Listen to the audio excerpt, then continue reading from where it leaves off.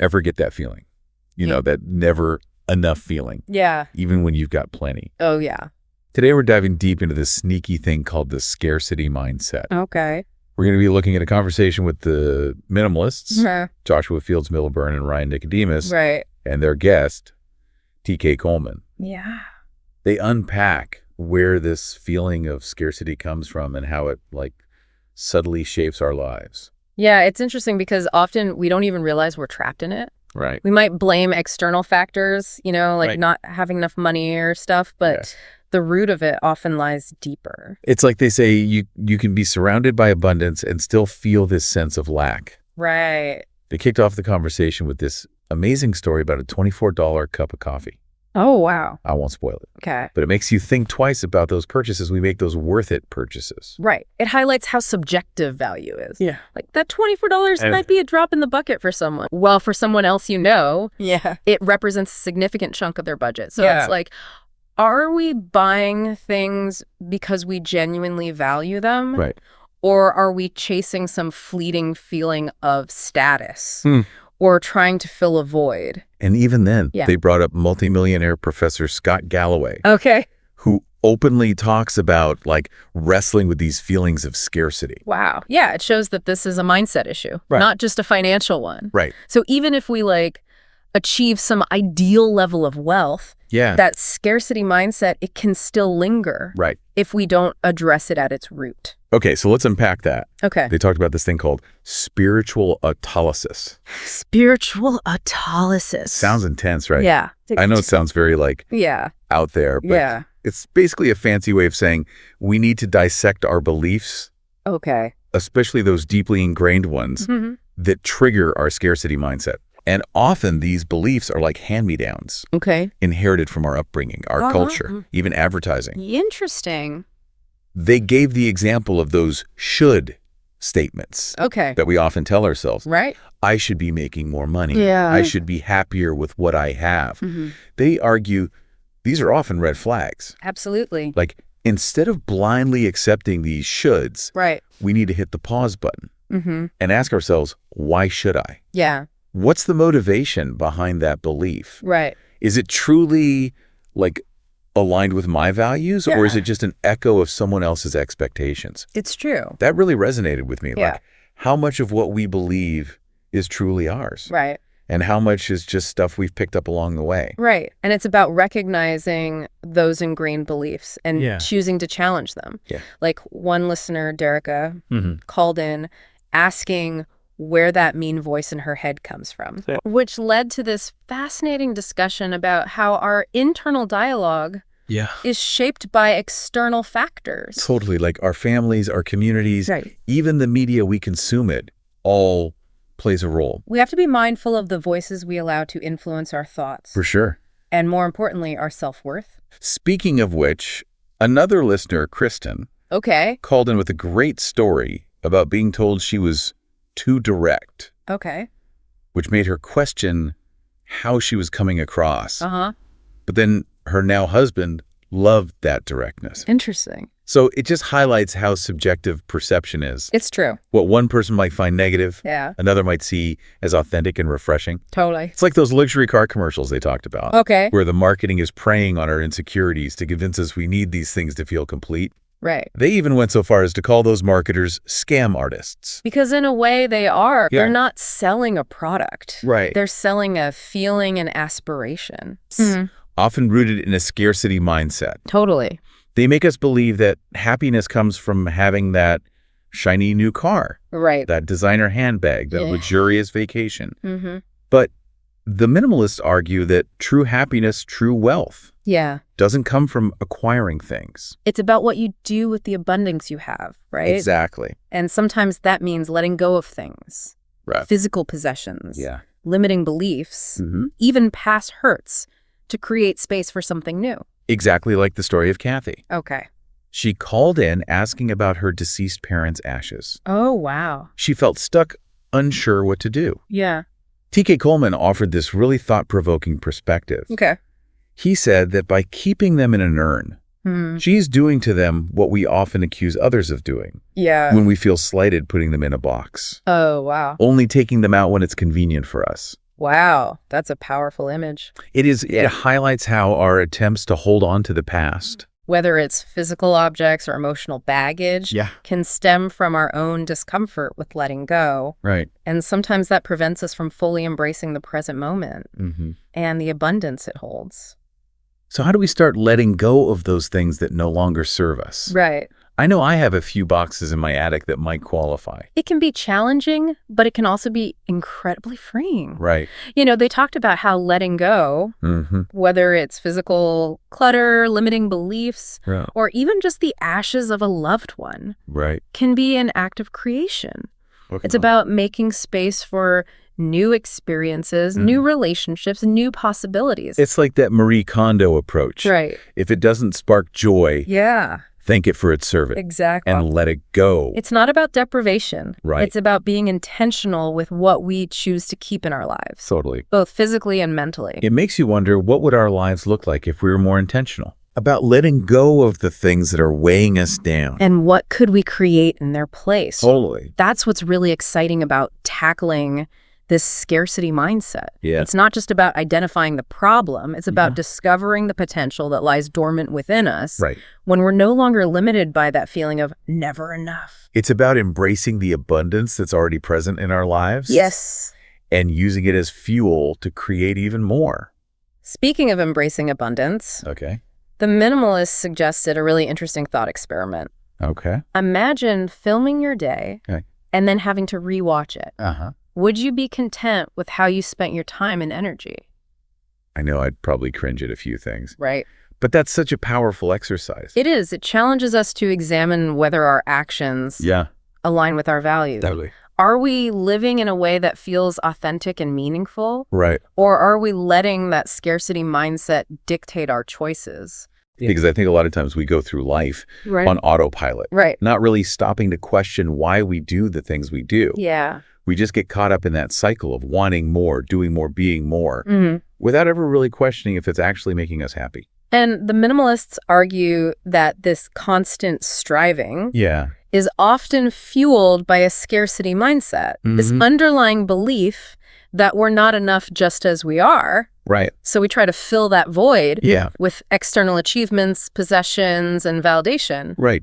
But it's a bottomless pit. It is. So how do we break free from that cycle? Right. How do we move from a place of scarcity to a place of true abundance? Well, it starts with awareness. Okay. Recognizing when that scarcity mindset is creeping in and choosing to challenge those thoughts. Okay. They talked about the importance of questioning those should statements we discussed earlier. Yeah. But it goes beyond that. Okay. It's about paying attention to our language, our self-talk, becoming more mindful of the stories we're telling ourselves about our lives. Like noticing when we're comparing ourselves to others. Exactly. Feeling envious of their successes or putting ourselves down. It's about catching those negative thought patterns and choosing to reframe them because often those thoughts are rooted in fear, insecurity, and a belief that there's not enough to go around.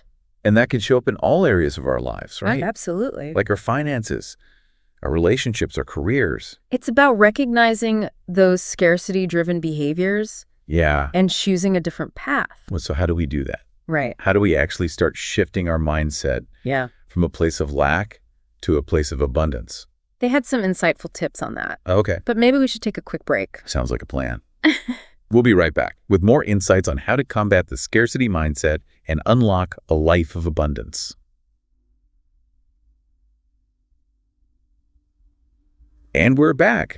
Before the break, we were getting into some concrete strategies for shifting from a scarcity to an abundance mindset. Okay. I'm ready to hear those tips. Well, it's funny. One of the most powerful tools is also the simplest gratitude. Okay, gratitude. I hear that a lot. Yeah.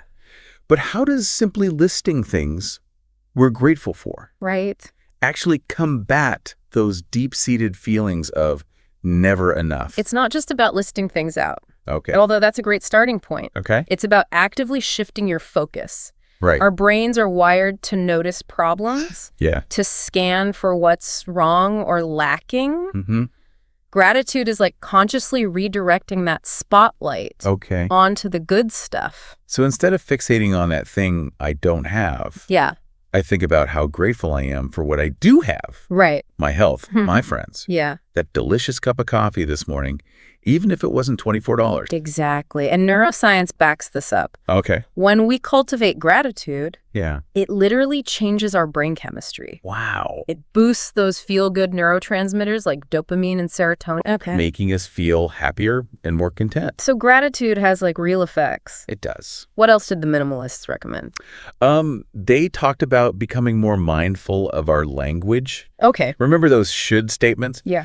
They're often a symptom of comparing ourselves to the external standard. I should be further along in my career. Right. I should have a bigger house, that kind of thing. Exactly. Yeah. Each should implies we're currently lacking. Right. So they suggest flipping the script. Okay. Instead of should, try asking yourself, Yeah. what do I want? Okay. What feels authentic and aligned with my values? That's a huge shift. It is. Because sometimes what I want Yeah. doesn't match what society tells me I should want. And that's where the real work begins. Right. It's about disentangling our desires from those ingrained societal expectations, Totally. which are often rooted in, you guessed it, Yeah. a scarcity mindset. Ugh. The never enough message bombards us constantly. It really does. It's in advertising, social media. Yeah. Even sometimes in like the subtle messages we receive from our families. Oh, totally. No wonder it's so hard to shake off that feeling of lack. It's tough. Yeah. Which is why it's so important to be mindful Okay. of the information we consume, just like we declutter our physical spaces. Yeah. We might need to declutter our mental spaces. Unfollow those accounts that make us feel inadequate, Yes. limit our exposure to fear-mongering news, that kind of thing. Exactly. And on the flip side, Okay. surround yourself with messages of abundance, inspiration, and possibility. Okay. Books, podcasts. Yeah. Even just being in nature can remind us of the vastness and beauty that exists beyond our immediate worries. This is making me think about their point about luxury goods. Okay. They argue that a lot of the marketing around these products really preys on our insecurities, It does. making us believe that owning that thing will somehow make us feel complete. It's the classic keeping up with the Joneses mentality, amplified by the digital age. Totally. We're constantly bombarded with images of other people's seemingly perfect lives, Right. which feeds that feeling of never enough. And it's not just material possessions. Right. It can be about careers, relationships, even our bodies. Sure. There's always someone who seems to be doing it better, having more, wanting more. And that's where that inner critic comes in. I know. The one that whispers, we're not good enough, smart enough, or successful enough. The minimalists offered a really compassionate way to deal with that voice. They said to imagine it as a younger, more insecure version of yourself. That's interesting. Yeah. So instead of beating myself up, Yeah. I could try having a compassionate conversation Exactly. with that part of me that feels scared or inadequate. Offer that younger version of you Say. some reassurance, Right. some understanding. Yeah. Because often those negative thoughts stem from a place of fear Right. and a desire to protect ourselves. So instead of judging those thoughts, Right. I can try to understand where they're coming from Exactly. and offer myself some self-compassion. Exactly. And that's a key step Okay. in shifting from scarcity to abundance. Because when we're kinder to ourselves, we're more likely to take risks, pursue our passions, embrace the unknown. Right. We're less afraid of failure because we know that our worth isn't dependent on external validation or achievement. This is all making me think about their analogy of money being a vehicle. Okay, yeah. Can you elaborate on that? Yeah, they said that many people treat money as the finish line, Right. thinking that once they have a certain amount, Yeah. then they'll be happy. Right. But the minimalists argue that money is merely a tool. Okay. It's a vehicle that can transport us toward our desired destination. So it's not about chasing wealth for the sake of it. Right. It's about asking ourselves, what will this money allow me to do or experience? Exactly. How can it help me live a more meaningful and fulfilling life? Exactly. And that looks different for everyone. Yeah. For one person, it might be about financial freedom to pursue their passion. Yeah. For another, it might be about security and providing for their family. Right. The key is to get clear on what truly matters to us. Yeah. And then use money as a tool to support those values. Instead of letting it control us or dictate our self-worth. Precisely, it's about shifting from a scarcity mindset Okay. where we're constantly worried about not having enough money to an abundance mindset. Okay. Where we trust that we can create the resources we need to live a fulfilling life. And that trust often comes from taking action. Okay. From stepping outside of our comfort zones. Yeah. And pursuing our goals, even when we're afraid. Because even if we don't achieve those goals exactly as we planned, we'll learn and grow along the way. Exactly. And that growth, that willingness to embrace challenges and learn from our mistakes is a key ingredient in cultivating an abundance mindset. Okay. Because it allows us to see setbacks not as failures, but as opportunities for growth and learning. Yeah. It helps us to trust in our own resilience and resourcefulness, even when things get tough. So it sounds like moving from scarcity to abundance is an ongoing journey. It is. Not a destination. Right. It's about cultivating certain habits, shifting our perspective, and choosing to focus on the good, even when things are hard.